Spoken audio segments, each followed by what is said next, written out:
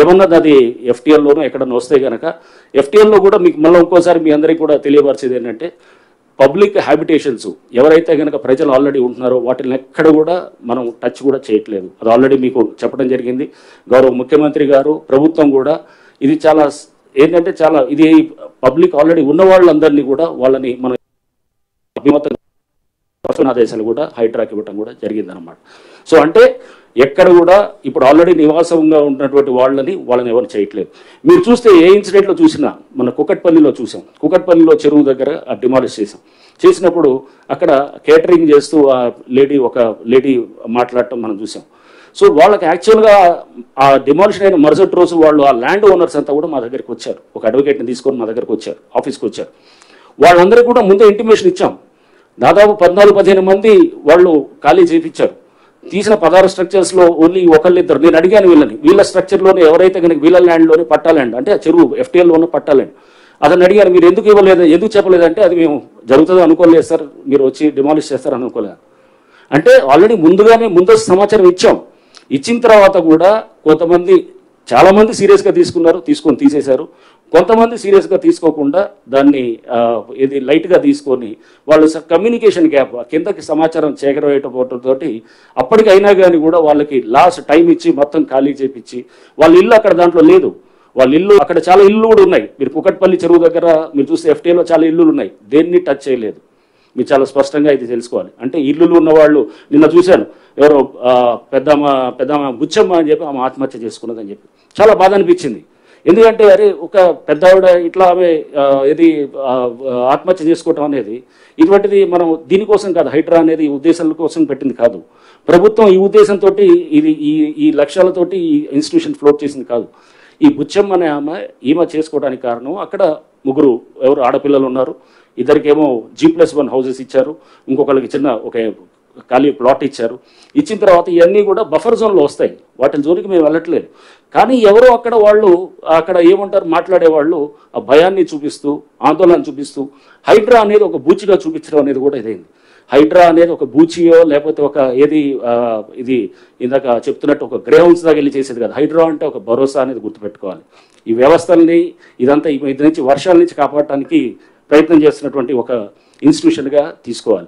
అంతేగాని దీన్ని బూచిగా ఒక రాక్షసిగా చూపిస్తే కనుక రేపు ముందు తరాలకి మన చెరువుల్ని కాపాడుకోలేము, మన పబ్లిక్ ల్యాండ్స్ కాపాడుకోలేము. ఎందుకంటే ఇట్లాంటి ప్రయత్నం దేశంలో ఎవరు చేయలేదు. కేవలం ప్రభుత్వం చేసినప్పుడు ఈ ప్రభుత్వం యొక్క ఒక మంచి సంకల్పంతో ఇది చేసినప్పుడు ముఖ్యమంత్రి గారు చాలా స్పష్టంగా చెప్పారు, దీన్ని మనం చాలా జాగ్రత్తగా నోటీసులు ఇవ్వాల్సిన అవసరం లేదు. వాటర్ బాడీస్లో కనుక స్ట్రక్చర్స్ ఉంటే కనుక నోటీసులు ఇవ్వాల్సిన అవసరం లేదు. అయినా కానీ కూడా వాళ్ళకి ముందుగా చెప్తున్నాం, చెప్పేసి వాళ్ళకి ముందుగా నోటీసులు ఇచ్చి వాళ్ళకి అందరికీ కూడా చాలా స్పష్టంగా క్లియర్గా చెప్తున్నాం, మీరు ఇదిగో ఇదని చెప్పి. అయినా ఇంకా కొంతమంది సీరియస్గా తీసుకోకపోతే ముఖ్యమంత్రి గారు మాకు చెప్పడం కూడా చాలా స్పష్టమైన ఆదేశాలు ఇచ్చారు. చిన్నవాళ్ళు పేదవాళ్ళు లోవర్ మిడిల్ సెగ్మెంట్ ఉంటే కనుక వాళ్ళు ఎవరికి కూడా మనకి సఫిషియెంట్ టైం ఇస్తాం. ఒకవేళ కనుక మనకి వాళ్ళు టైం ఇచ్చిన తర్వాత కూడా వాళ్ళు చేయలేదనుకోండి, ఇంకో 2 రోజులు ఇద్దాం, పోయేదేం లేదు. తప్పకుండా దాన్ని అంటే ఇప్పుడు మాడిఫైడ్ దీంట్లో కూడా వాళ్ళని ఆ చిన్నవాళ్ళు పేదవాళ్ళు ఉంటే కనుక ఆ స్ట్రక్చర్స్ని ఎక్కడ కూడా మేము చేయము.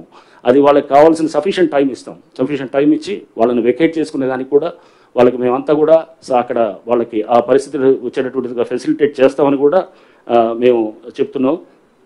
దయచేసి ఏంటంటే హైడ్రాని ఒక భయం కింద ఒక బూచి కింద చూపించడం మానేయాలి. ఫస్ట్ దీనికి చాలా హైప్ ఇచ్చేసి రేపు హైడ్రా వస్తుంది కూల్ చేస్తున్నారు అది చేస్తున్నారు అనేది కాదు. హైడ్రా అనేది ఒక బాధ్యత, ఒక భరోసా అనేది మళ్ళీ ఒకసారి మీ అందరూ కూడా నేను చెప్పదలుచుకున్నాను. అవునండి అయిన తర్వాత మీరు చెప్పండి, వీల్ టేక్ యువర్ క్వశ్చన్స్.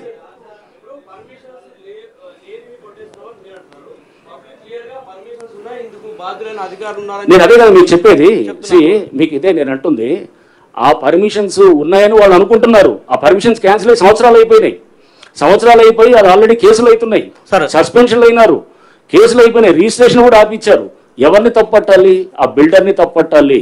ఆ బిల్డర్ని పట్టుకొని అడగాల్సింది పోయి లేకపోతే డ్యూ డెలిజెన్స్ చేయకుండా మీరు వచ్చి మీరు కూలగొడుతున్నారంటే కనుక అసలు పర్మిషన్ లేని స్ట్రక్చర్ అది. రెండోది నేను ఇప్పుడు చెప్పేది అదే. ఇప్పుడు మీ అందరికీ పర్మిషన్ ఒకటి, ఇప్పుడు సర్పంచ్ తోటి గండిపేటలో సర్పంచ్ ఇచ్చారు పర్మిషన్. సర్పంచ్ అసలు పర్మిషన్స్ ఇవ్వచ్చా? లేదు కదా. పంచాయత్ సెక్రటరీ ఇవ్వాలి. అది కూడా ఇప్పుడు యాంటీ డేట్ తోటి 2009 కన్నా ముందు డేట్స్ తోటి ఇచ్చుకొని ఇది ఏ కాగితం అంటే ఆ కాగితం పర్మిషన్ అవుతుందా? అట్లాంటిది ఇది invalid illegal permission is no permission.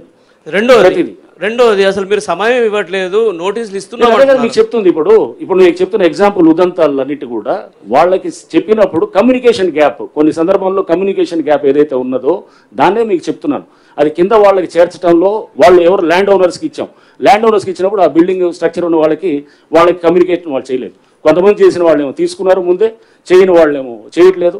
And ఎట్లానే ఇది అంటే నేను అనేది ఈ గ్యాప్ దాన్ని ఉంటుందని ఇంకా ముందు కూడా, ఎందుకంటే పేదవాళ్ళకి లేకపోతే దిగువ మధ్య తరగతి వాళ్ళకి ఇబ్బంది చేయాలనేది హైడ్రా కానీ ప్రభుత్వం యొక్క అభిమతం కాదు, ఆలోచన కాదు, ఎటువంటి పరిస్థితుల్లో అది చేయదు.